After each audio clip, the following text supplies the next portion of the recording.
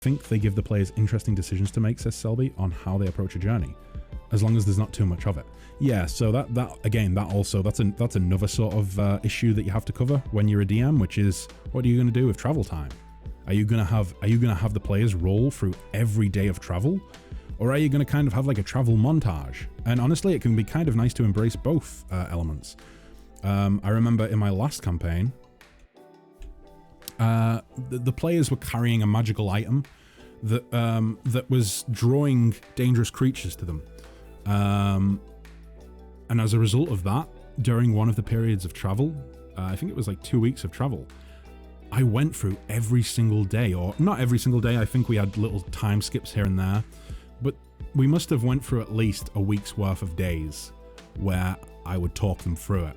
And that was because I was very easily able to discuss the signs of something tracking them or something following them.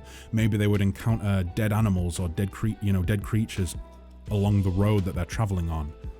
The signs of something dangerous being nearby, and there was some creepy music was playing during the session. It was incredibly tense. The players were on the edge of their seat, even though all we were doing was discussing travel time. They were still on the edge of the seat because there was shit going on. There was something out there lurking that was tracking them. So in a way, travel time doesn't necessarily need to be just a boring, okay, go ahead and roll a survival check to see if you stay on track, or okay, go ahead and tell me what you're doing in camp for the evening, because nothing, the day passes uneventfully. It doesn't have to be like that. If there's a reason for it not to be like that, then go ahead and do it, and go ahead and narrate it, and go ahead and have the party experience it, rather than just having it be, okay, you travel from this city to this town, it takes this many days, and you're there. That can kind of take away from the realism, or at least the sense of immersion in the world, I find. So sometimes it's nice to do both.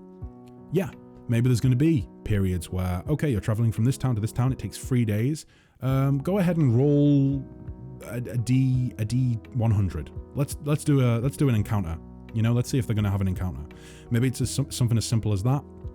And there doesn't need to be a great amount of detail placed into the travel time.